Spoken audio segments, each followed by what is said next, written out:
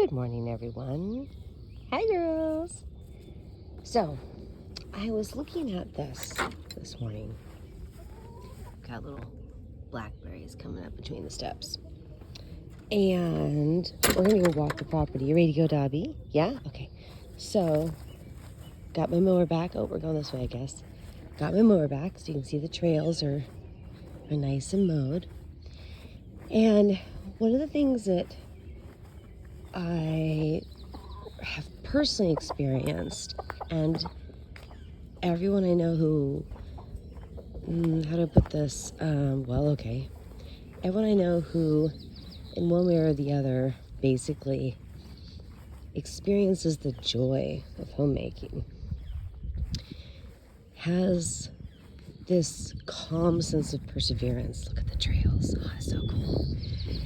And so, for example, all of those fields, when we moved in, were about 6 feet tall with Scotch broom, Himalayan blackberries, Canadian thistle, some other nettles, and wow, this grass is this is how tall the grass is if you're on the ground. I don't know if you can see that, but it's very tall. And oh, this is my gummy berry. I've talked about this before. Will it show up on the camera? There you go. She's got lots of flowers. We'll see how much fruit we get. Sometimes it's loaded and sometimes it's not. Anyways, so perseverance, patience, because homemaking, just like child rearing, takes time. And there's going to be lumps and bumps and ups and downs, and all of that's natural. So why would we want to exhaust ourselves or overwhelm ourselves or depress ourselves or lose our motivation and become, despondent or throw our hands in the air and say it can't be done? Why would we want to do any of those types of things to ourselves, right? We don't want to do that. And the same is true about international or national or state politics. And the same is true about maybe what's going on in your family, if there's some family issues going on.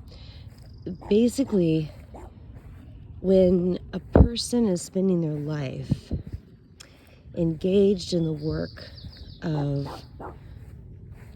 building a home on the emotional level with regard to children and family members needing to develop good habits of relating to one another, and when it comes to the physical development of the living creatures that we share our home with, as well as the physical structures that we build, we want to have patience. And patience really relates largely to emotional intelligence.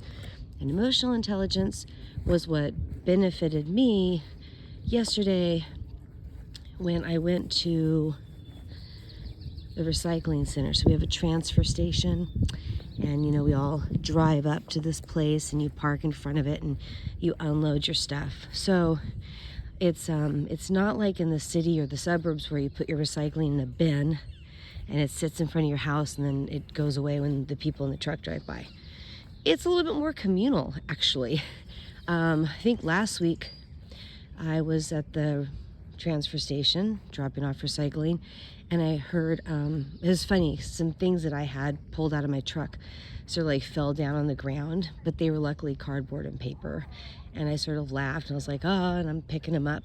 And then within about 3 seconds of me starting to do that, I hear this crashing sound right next to me, and I go, oh no, that does not sound good. And I look over, this guy's box full of wine bottles had slid out of the back seat and hit the ground, and there's glass everywhere.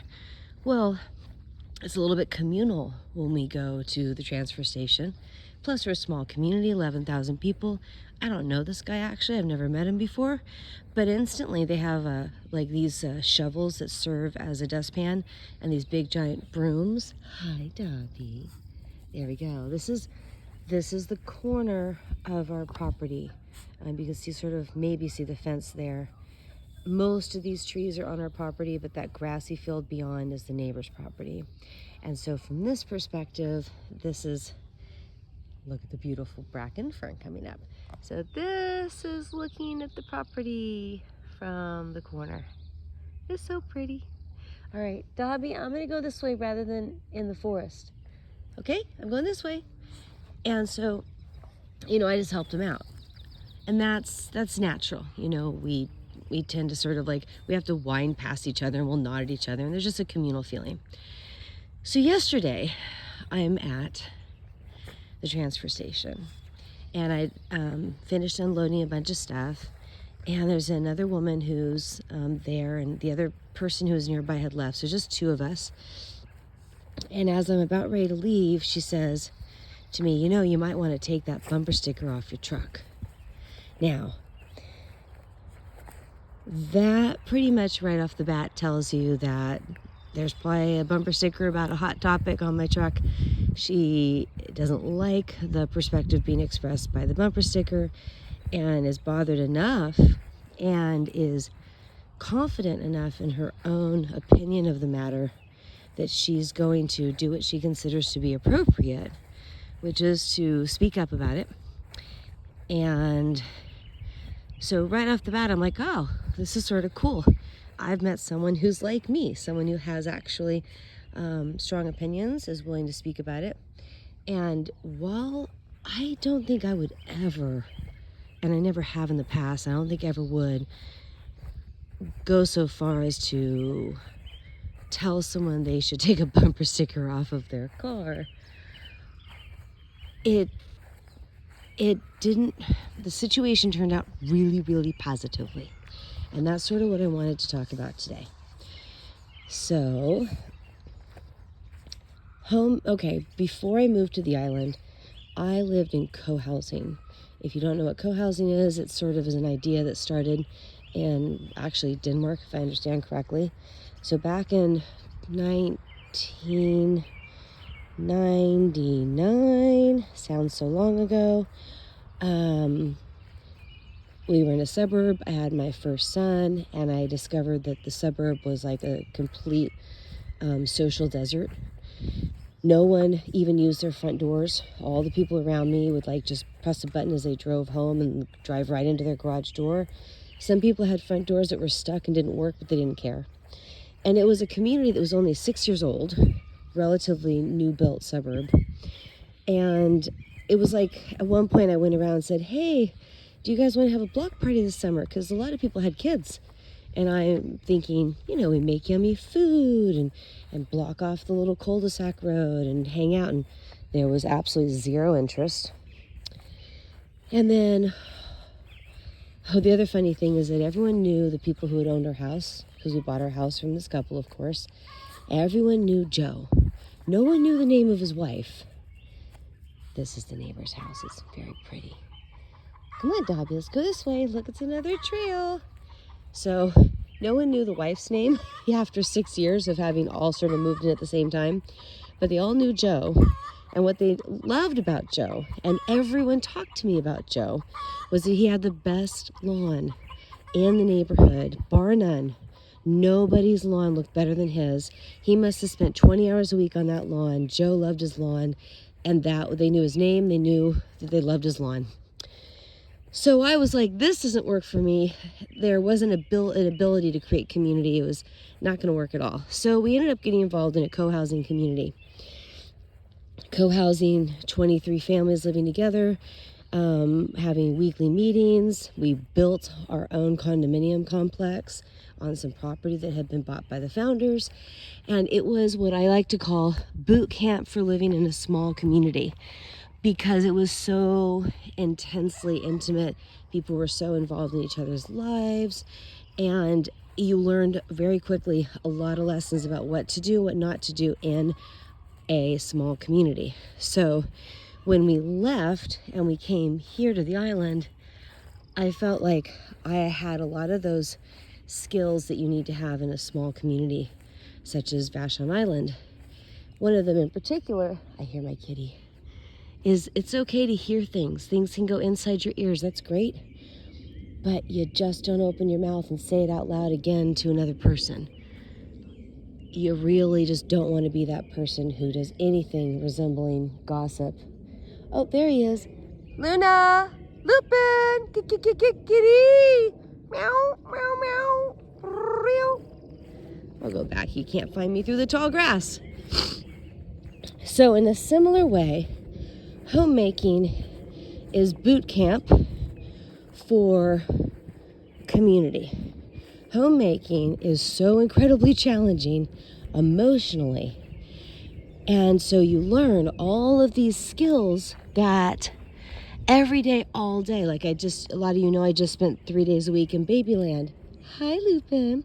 And so there I am learning all day long, practicing all day long, my emotional intelligence, watching the mom practice her emotional intelligence. We're having to hold ourselves together, stay high, Mr. Man, stay calm, stay chill and cool, while 3 children at a time might be completely melting down for 3 completely different reasons. And so homemaking is a lifestyle that causes you to develop really good emotional intelligence. Part of your role is to teach and model emotional intelligence to the next generation. And part of that is to develop the habits of a healthy life. This is actually the most important work that can be done in a human life, in a human society. C.S. Lewis is quoted as saying, "The homemaker has the ultimate career. All other careers exist for one purpose, and that is to support the ultimate career, which is homemakers."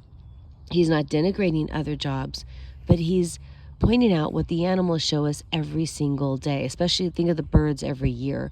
What do birds do? Especially, let's say, migratory birds. They're going to fly somewhere, take a month or 2 to get there. Then they're going to spend a month or more building a nest. And then they're going to spend a month or more sitting on eggs. And then a month or more raising those babies just so they survive. And all the while, we know you learn this in biology class, and actually in child development, psychology classes too. There's this brief period of time where the brain of songbirds will learn and adopt the song of their species. If you take a songbird baby and you raise it in silence past something like 10 weeks, it will never ever learn how to sing its own song, and it will not recognize its own song. Similarly, the human species has a part of their brain that is adapted to language development, and it pretty much is like sort of done doing its job by around the age of 10. So adults can learn languages, it's possible to learn them, but it's much harder to do it than it is when you're younger.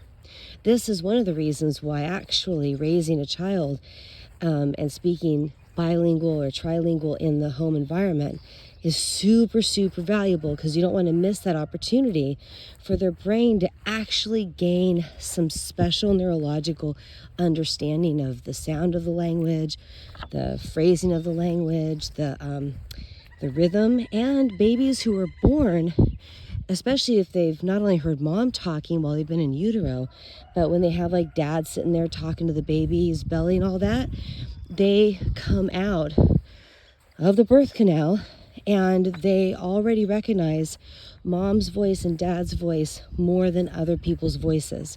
Mom primarily, dad secondarily, and then other people are sort of, about the same lack of recognition, which does actually speak to sort of the abortion issue and whether life begins before actual leaving of the uterus, which we all know it does, but that's another topic. So my point being that if you look at Denmark, back in 2017, I visited Denmark for 17 days actually, 17, because we were considering the possibility of moving our kids there, giving them in the last 2 years or so of their childhood, their late teens, the opportunity to live in a different country. Specifically at the time, I wanted them to explore a socialist democracy. And Denmark had for like 10 years in a row been first place in this happiness study, this global happiness study that would happen. Who are the happiest people in the world? Oh, it's people who live in Denmark. I wonder why.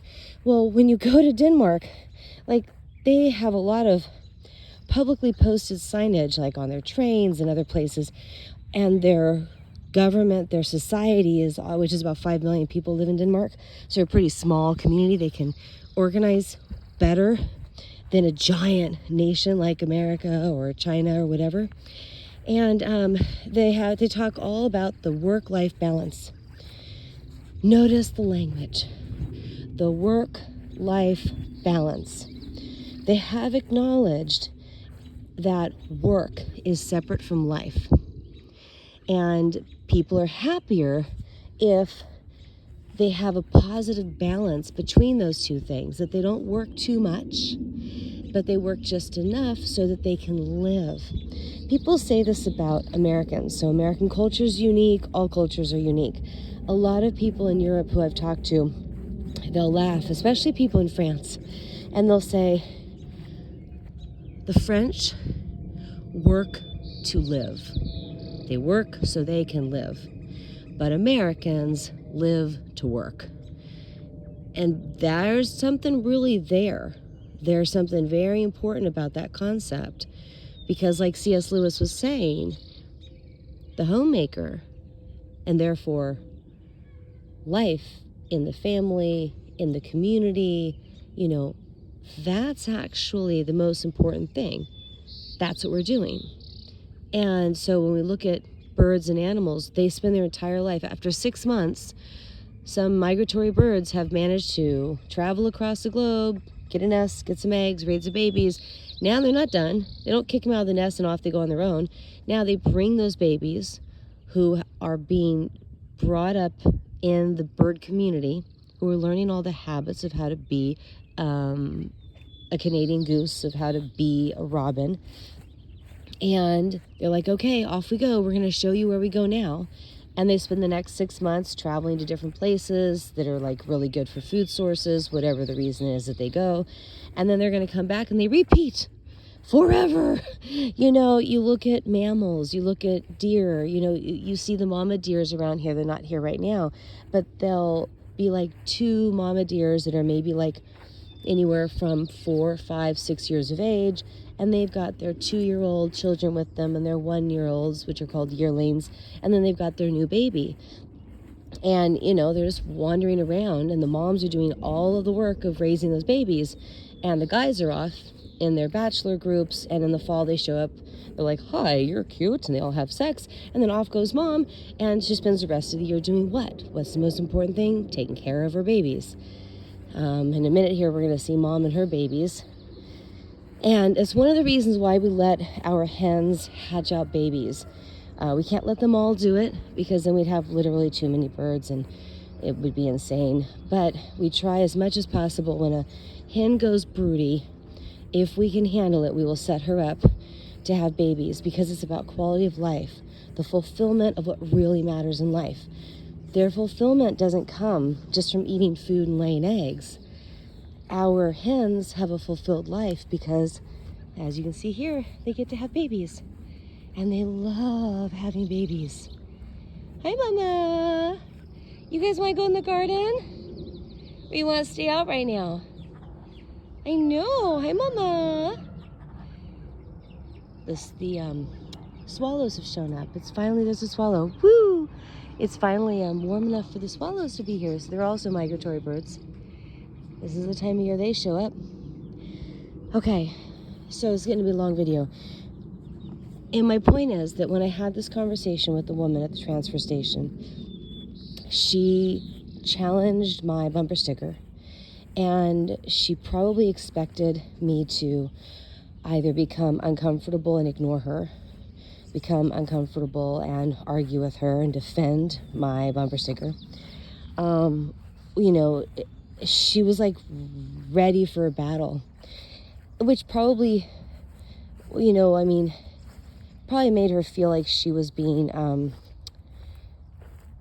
she was doing the right thing. She was speaking up even though it was likely that it would be an unpleasant interaction. She had that energy around her. But it wasn't unpleasant. Because I've spent the last 28 years of my life, being a full-time homemaker.